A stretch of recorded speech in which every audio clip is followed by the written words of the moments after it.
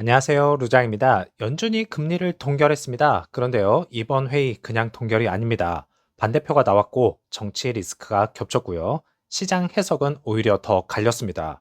그래서 오늘은 2026년 첫 FOMC가 왜 중요한지, 그리고 이 결정이 시장에 던진 신호를 한번 정리해 보겠습니다. 결론부터 보면 기준금리 3.5%에서 3.75% 동결, 시장 예상과는 같았죠. 하지만 중요한 건 여기부터입니다. 이례적인 장면이 나왔는데요. FMC 위원 2명 반대, 스티븐 미란과 크리스 윌러. 지금은 0.25% 인하해야 한다. 이건 단순한 소수 의견이 아닙니다. 의미는요, 연준 내부에서도 이미 충분히 긴축됐다. 그리고 아직 안심할 단계는 아니다. 판단이 갈리기 시작했다는 신호입니다. 파월 의장의 발언 핵심을 보면 2026년은 회의마다 데이터를 보고 판단하겠다. 이 말은 굉장히 중립적으로 들리죠. 하지만 실제 의미는 이겁니다. 확정된 금리 경로는 없고요. 경제 지표에 따라 언제든 방향 전환이 가능하다는 것이죠. 연준도 확신이 없다는 고백을 했습니다. 참고로 작년 12월 점도표를 보면 2026년 인하는 1회 전망, 그런데 시장은 2회 인하를 이미 가격에 반영 중에 있습니다. 여기서부터 연준과 시장의 온도 차이가 생긴 겁니다. 이번 FOMC는 정치적으로도 가장 예민한 회의였습니다. 핵심 이슈 세 가지가 있는데요. 첫 번째로는 트럼프와 연준 이사 리사쿡 해임 시도도 있었고, 현재 대법원 심리가 진행 중에 있죠. 두 번째로는 파월 의장입니다. 법무부 형사 수사 공개 이후 첫 회의가 있고요. 세 번째로는 차기 연준 의장입니다. 트럼프 후임 지명이 임박했죠. 즉, 이번 금리 동결은 경제 판단이면서 동시에 연준 독립성 방어의 성격도 강했다는 겁니다. 시장의 반응은 숫자는 조용했고요. 내부는 격렬했습니다. 다우 선물은 약 마이너스 0.2%, S&P 500 선물도 거의 보합, 나스닥 100 선물은 플러스 0.3%, 빅테크 실적 영향이라고 볼 수 있겠죠. 종목별 반응을 보겠습니다. 메타는 AI 투자 확대, 실적 가이던스 상향으로 플러스 10% 급등했고요. 테슬라 같은 경우에는 실적 기대를 상회하면서 소폭 상승 중에 있습니다. 마이크로소프트는 클라우드 성장 둔화와 카펙스 부담으로 마이너스 7% 급락했네요. 금리보다 지금 시장은 누가 진짜 성장을 증명하느냐에 반응하고 있습니다. 앞으로 시장이 보는 진짜 포인트는 금리인데요. 연준은 신중한 태도, 시장은 인하 쪽에 베팅을 하고 있고, 경제지표는 실업수당 청구와 내구제 주문, 재고 데이터, 실적으로는 애플, 금융주, 통신주, 이 데이터들이 연준의 다음 스텝을 강제할 가능성이 크다 볼 수 있겠습니다. 연준은 멈췄습니다. 하지만 불확실성은 멈추지 않았고요. 2026년은 자동 인하의 해도 아니고 긴축의 해도 아닙니다. 확신 없는 중앙은행 그리고 정치적 변수, 선별적 실적 장세, 이 세 가지가 겹친 시장이라 할 수 있겠습니다. EV 섹터주는 리비아는 마이너스 0.46%, 테슬라는 플러스 0.13%, 루시드는 마이너스 0.82% 하락하면서요.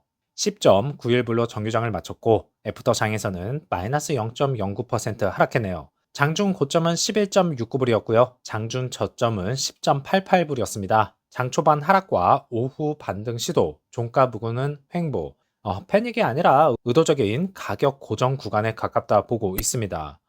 거래량은 오늘은 1036만 주인데요. 평균은 858만 주죠. 평균 대비 증가했습니다.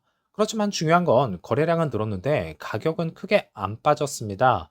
이건 보통 개인 투매는 아니고 기관, 중형 자금의 교체 구간이라는 해석이 더 합리적일 것 같습니다. 오더플로에서 인플로우는 10.62 밀리언 달러, 아웃플로우는 20.15 밀리언 달러입니다. 순 유출이 더 많았고요. 숫자만 보면 매도 우입니다. 하지만 여기서 90%의 사람들이 착각을 하고 있습니다.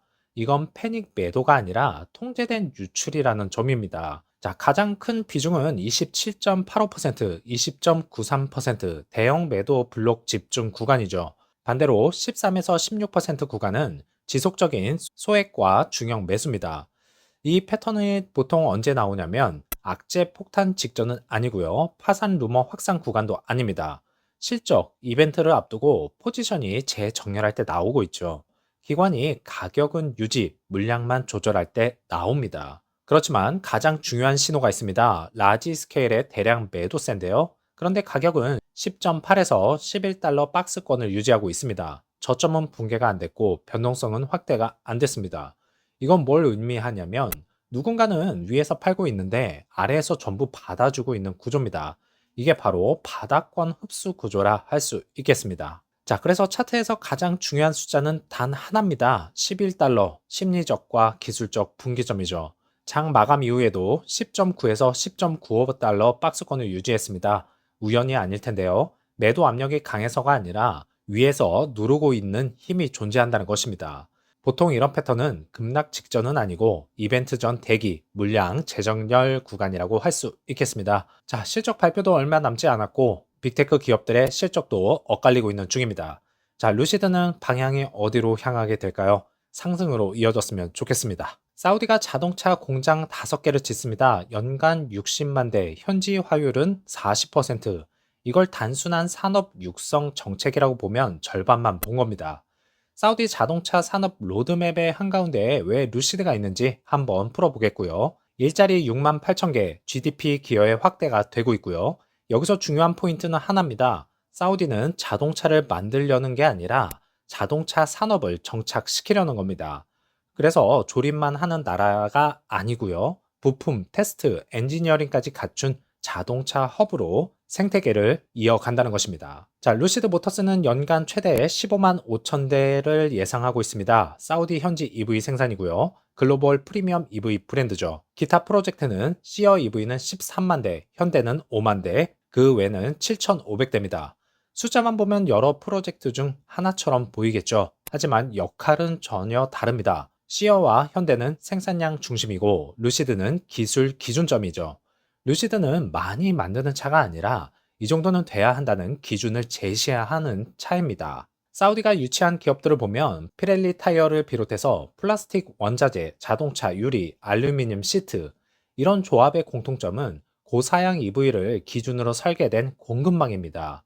자, 저 부품들 루시드 같은 프리미엄 EV가 없으면 굳이 필요가 없습니다. 그래서 루시드가 있으니까 부품을 사가지고 오고 테스트 엔지니어링이 생기고 산업이 선순환되는 구조입니다. 대부분 프로젝트는 2026년에서 2027년 생산을 시작으로 하고 있습니다. 이 시기 과연 뭘 의미할까요? 루시드 그래비티 본격 램프업이 확대가 되겠고요.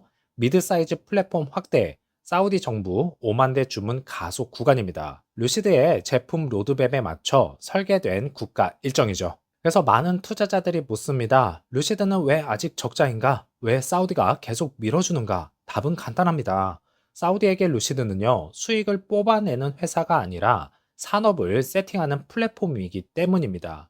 그래서 루시드는 기술 이전의 출발점, 현지 인력 교육의 기준, 부품사 유치의 명분, 사우디 EV의 글로벌 얼굴입니다.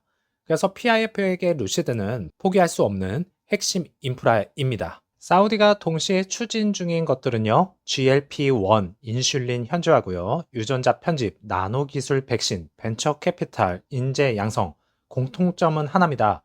기술을 사오는 게 아니라 국내에 남기겠다는 전략입니다. 그 전략의 자동차 버전이 바로 루시드라는 것이죠. 자, 사우디 자동차 산업의 숫자는 목표입니다. 하지만 그 목표를 현실로 만드는 기준은 이미 정해져 있습니다. 루시드.